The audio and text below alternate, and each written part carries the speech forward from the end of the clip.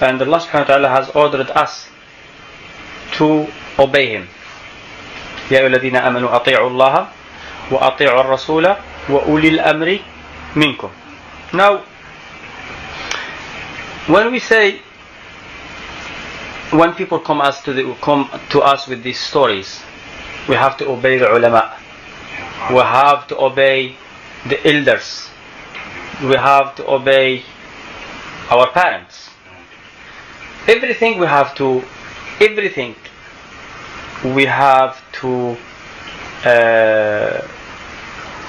that you tell me, you have to prove it.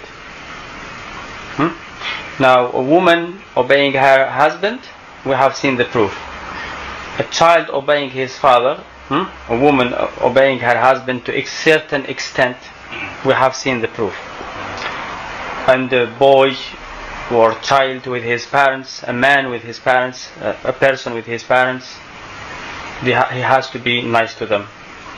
Doesn't obeying like obeying the leader, or obeying like obeying Allah and the Prophet, it doesn't exist. It's not there. Even wife obeying her husband, obeying him in where Allah has. A woman doesn't have to obey her husband when he say, wash my clothes. She will tell him that it's not my business. It's not in the book of Allah that they have to wash your clothes. It's in the book of Allah if you call me to your room that they have to come, but it's not in the book of Allah that they have to wash your clothes, or your family clothes, or you understand. I have to live with you. She can't go out without his permission. The things that Allah has ordered her to obey him in. Take this ayah now. يا الذين آمنوا أطيعوا الله وأطيعوا الرسول وأولي الأمر منكم. So, we obey Allah and we obey our Rasul. Unconditionally.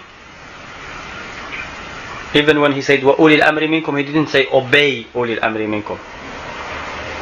Obey Allah, obey the Prophet. And, you see, obey. It's not obey Allah and the Prophet, obey Allah and obey the Prophet. وَأُولِي الْأَمْرِ مِنْكُمْ. And then the Prophet say, إِنَّمَا الطَّاعَةُ فِي الْمَعْرُوفِ. You obey in things in ma'ruf. Ma'ruf, something that is known, accepted from the Quran and Sunnah. Something that Quran and Sunnah, you understand? You don't obey, you don't have your parents, that you have to try your best to be good to them. But if your father come and say, give me your money, the whole of your money. If the Prophet say it, you have to. If Allah say it, you have to. If your father say it, do you have to? You don't. You understand? Yeah. You obey him, but bil ma'ruf. Yeah. So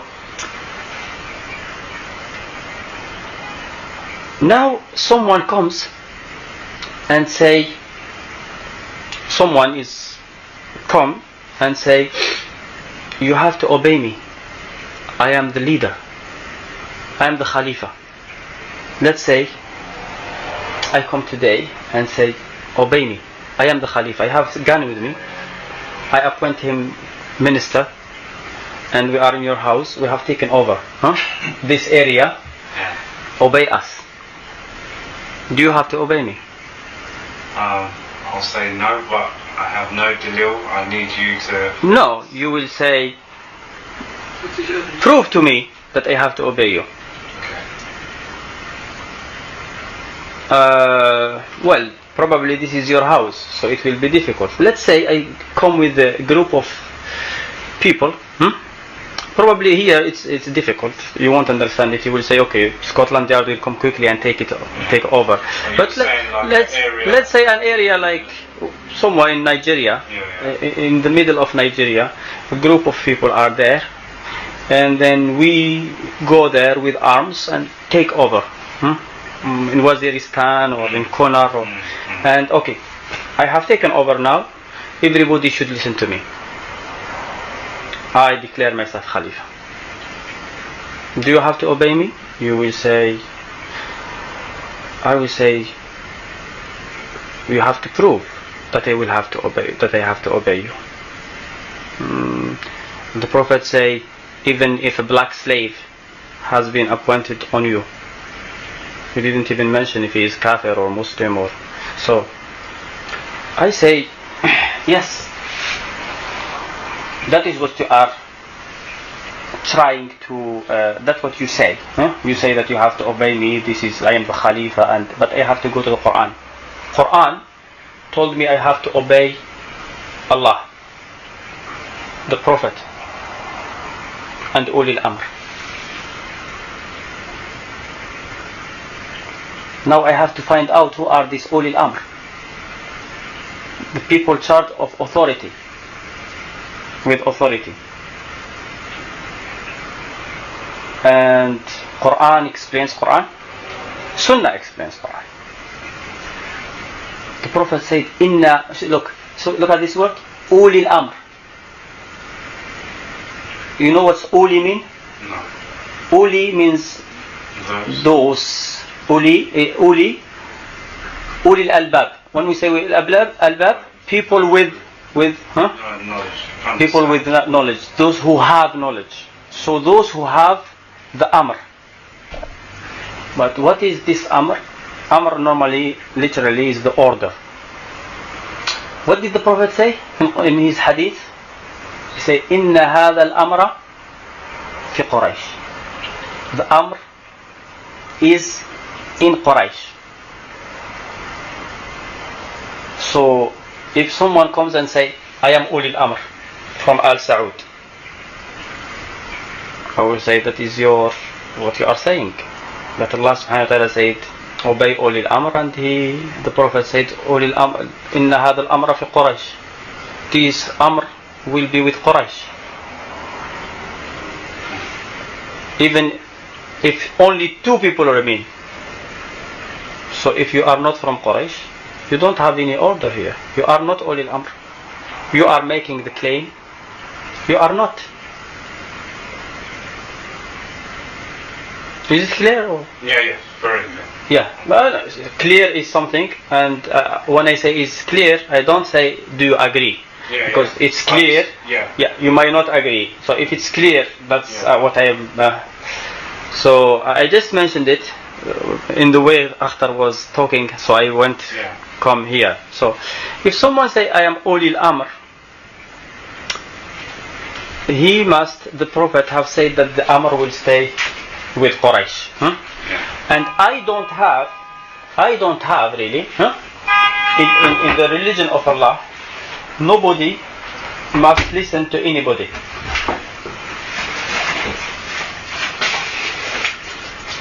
Until the other person can prove.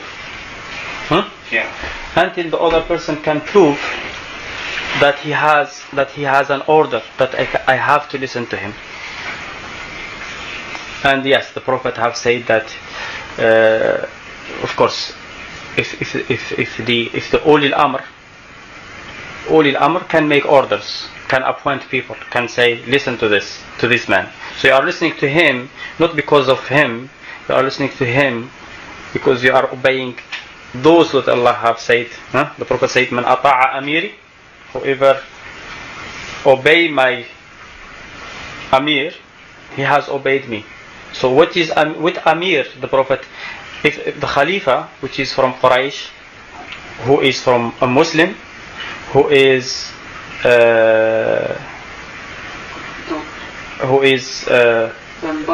baligh, someone who can decipher between right and wrong and reaches the age, the age of puberty, like 15, that age. Yeah. So this person,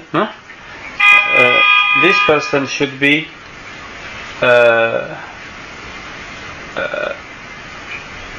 man who is baligh and Muslim and from Quraysh. He is appointed by the Prophet, and he is the first, of course, the first one, because the second one always should be killed, because this is the conditions that the Prophet, since the Prophet have set up these conditions by Allah hukm. Okay. Now this hadith, yes. في the hadith in Bukhari, So this is my house. Yeah. I have more right to lead prayer than. Yes, this is the hadith. That's not in Bukhari. This is the hadith. It's a Muslim. Okay. This hadith, and then it says at the end, ولا يؤم الرجل الرجل في سلطانه. Property. In his kingdom. Okay. So a man shouldn't lead another person in his kingdom. Now, what is mean sultani? Kingdom. Sultan is place where you have authority. Oh. In his authority. Meaning, you don't, a person in his house, it's his authority. Yeah. And imam who looks after a mosque, it's his authority. The Khalifa. The Khalifa is everywhere is authority, except when in people's houses. Yeah. I mean, the Khalifa, as long as it's outside, it's his authority. Yeah. But then when he comes to the house of the person, then it becomes the authority of the person in his house is greater than the authority of the Khalifa. But the Khalifa can order him to do something. Yeah, but he can't. No, not in his house. Can't he? The Khalifa can order a man to do things that Allah allowed him to order. Yeah. Yeah. What is he going to order a man in his house? He Just can pray. order. He can order a man generally to go and do jihad. That is the order that Khalifa can do. But that order, he can make it outside. You understand? He doesn't have to come to the house. The man can tell him, go out and say it. You can't come to my house. Yeah. I mean, you understand? The authority of a man on his house is greater than traffic lights. Yeah, that is something he can. Temporary. Is that an order? It's an order It that. says don't jump the red lights. Yeah, no, it's not really. Don't jump the red lights. If you just say don't jump the red lights, and a person chooses to do it, something happens. That is his. But it's not an order like the order of the Prophet. The Prophet, if he says don't jump the red lights. Because I'm interested, because Masri says if the Caliph says don't jump the red lights, you're not allowed to jump the red lights. If the Prophet says don't jump the red lights, you don't jump I'm it. thinking, well, where's he got the right to say? No, if he says if he makes something to not cause accidents, that is an advice that you have to take into consideration. He can say people have to walk on the right side. So if you go on the right and you come on the left, then it has something from the religion. However, you don't do it exactly like the Prophet said. If the Prophet said it, when you come and the road is empty, you still have to wait.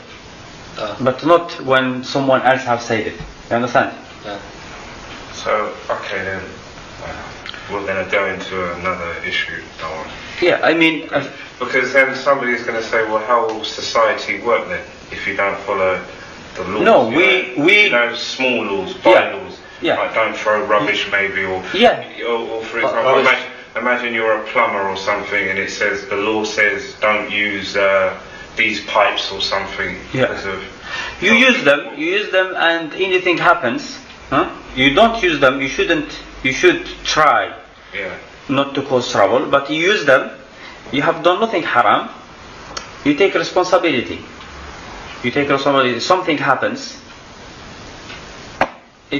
Khalifa is, except where something is haram and halal, clearly from Quran and Sunnah, is just a guide. But then, what if someone says the Khalifa, you have to obey the Khalifa, he must give us a limit. Yeah, there has to be a limit, Yeah, so he must tell us the limit. If he can't know the limit, then we tell him the limit is what Allah has ordered. We obey him in the things that Allah ordered us to obey him. Like the Prophet said, إِذَا اسْتُنْفِرْتُمْ فَانْفِرُوا. If you are called for jihad, you have to go for jihad by the Khalifa. Yeah. But if he doesn't, if he say, okay, work for free, give me half of your salary every time you work. Okay, I am your Khalifa, come and wash my wife clothes. What are you saying that? Yeah. They give him money, innit? What is preferred? Not really. They give him the what we call khums. But giving the khums to the Khalifa, if he was a Khalifa, it's an obligation. Giving the zakat to the Khalifa is an obligation. The Khalifa is an order for the Khalifa to collect the zakat. And the Prophet said, "And tu'addu min al-maghnami al-khumus," to give the khumus from what you earn, not what you earn walking, what you earn through ghanima. The Prophet told Bani Abdul Qais that is, you have to give khums, the fifth of what you get from war booty. You understand? So that is one thing that Allah has allowed the Khalifa to take.